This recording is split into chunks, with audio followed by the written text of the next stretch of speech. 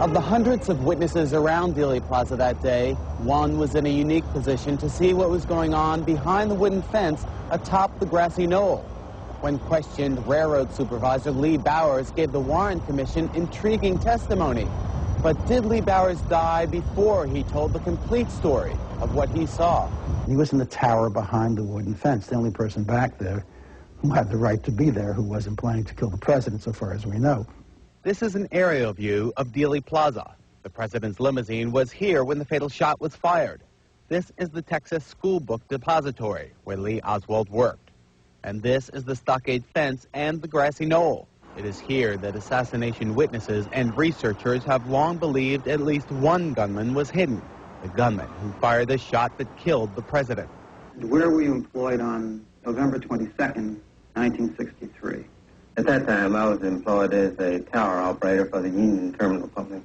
At 12:30 p.m. on November 22nd, Lee Bowers was here in this railroad tower.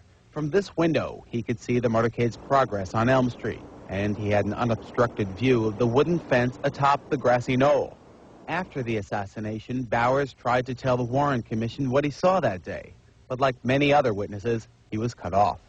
However, in this 1966 interview with Mark Lane, he was able to finish part of what he had begun to say years earlier. There was some unusual occurrence, a flash of light or smoke or something, which caused me to feel like something out of the ordinary had occurred there. On a railroad overpass adjacent to the grassy knoll stood a number of train workers whose testimony confirmed Bowers' observations. Well, we all four seen about the same thing. At the time, I didn't know what it was, but it sounded like a loud firecracker or a gunshot.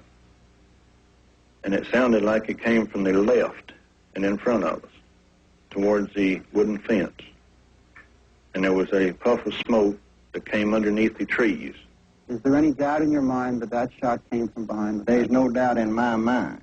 The Warren Commission concluded that Lee Harvey Oswald fired 3 shots at the president, all originating from the 6th floor of the Texas School Book Depository. But Robert Groden, co-author of the bestseller High Treason and photographic consultant to the House Assassinations Committee, is one of many who disagree. We have the ear witnesses. We have the medical evidence. It's all consistent. Every bit of evidence in every field shows that at least 2 shots came from the right front, from the area of the stockade fence. 4 months after this interview was filmed, Lee Bowers died or was killed in broad daylight on this remote Texas highway.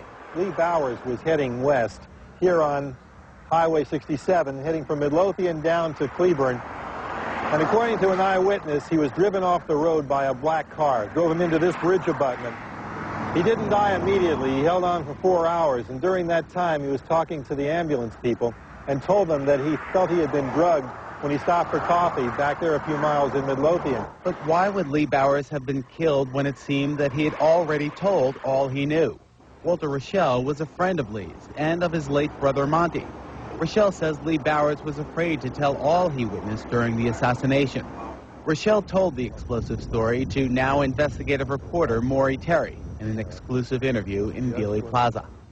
He said he saw a car pull up. 2 men get out of the car. They were carrying what appeared to be rifles. He said that one gunman apparently positioned himself either on their car or on a car.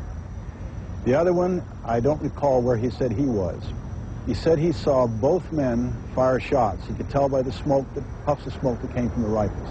You're saying that Lee Bowers told you that he saw both men fire? Yes, he did. Bowers also told his minister that he had seen more than he told publicly. In addition, legendary Texas journalist Penn Jones Jr., one of the first to challenge the official version of the assassination, says he also heard the complete Bowers story. He is the man who said he saw gunmen firing at the president from their hidden positions. He didn't see all of them, but he saw 2 of them that were firing at the president. Later, another witness who wasn't questioned by the Warren Commission, a deaf mute named Ed Hoffman, said he too observed 2 men behind the fence and saw at least 1 shot fired. Further, acoustics tests conducted by the House Assassinations Committee determined that at least one shot was almost certainly fired from the knoll. So why was Bowers so afraid to tell the full story? Walter Rochelle provides a possible answer. Lee had disappeared for about 2 days, one night I know for sure, which is very uncharacteristic of him. And when he came back, his fingers was missing on one of his hands. So Lee gave Monty some excuse for what had happened, which Monty didn't accept, so he called the local hospitals,